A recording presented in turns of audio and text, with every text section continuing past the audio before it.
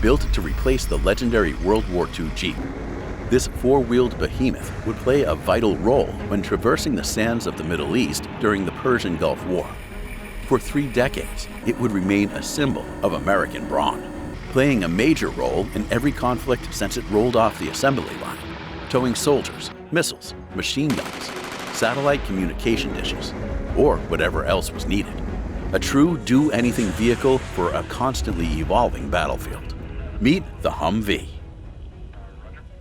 The Jeep first hit the battlefield in 1940. It was meant to be a simple reconnaissance vehicle.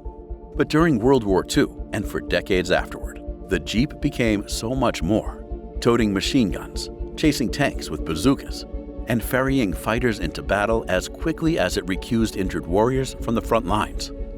But by the late 70s, the Jeep could no longer stand up to weapon systems that had grown bigger, heavier, and more sophisticated.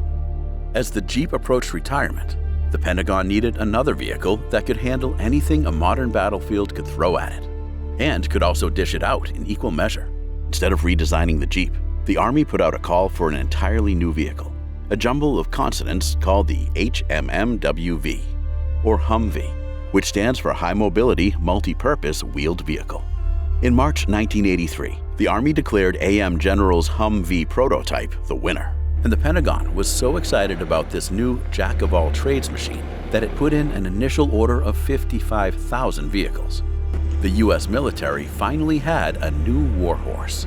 AM General's Humvee could clear a 16-inch obstacle under its lowest point, tackle a 5-foot deep body of water, and traverse side slopes that would make traditional 4x4s topple over.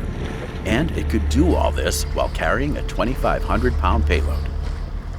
Well, the Humvee would first see combat during Operation Just Cause in Panama in 1989. Its show-stopping debut occurred during the Persian Gulf War a few years later, towing soldiers and heavy weapon systems into battle while keeping casualties low.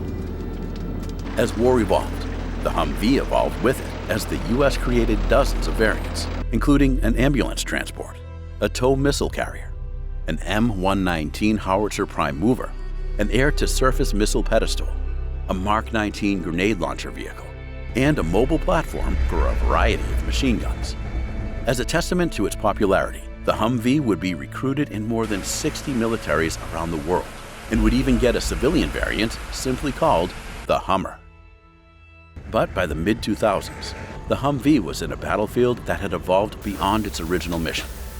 While up-armored variants help increase survivability against IEDs, these upgrades made the vehicle extremely cumbersome, and the added weight put serious strain on the Humvee's suspension. These vehicles were so heavy that a U.S. soldier once said that opening its door was like doing a one-arm sideways bench press.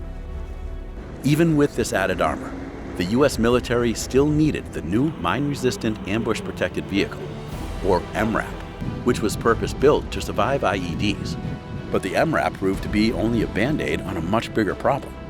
The Humvee needed to go. In 2013, the Pentagon began its search for a replacement.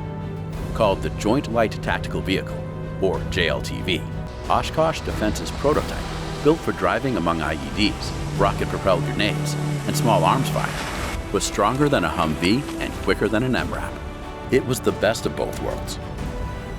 While the JLTV would become a war zone replacement, the Humvee still remains on active duty, with AM General saying its Hummer could find a place in the military until at least 2050, especially as an ambulance transport. The Humvee is also finding a second life as an unmanned ground vehicle. In 2018, the Army showed off its progress of creating a robotic Humvee that could engage targets without putting any human cargo in danger. Nearly 40 years on, the Humvee will likely remain a valuable four-wheeled soldier for decades to come.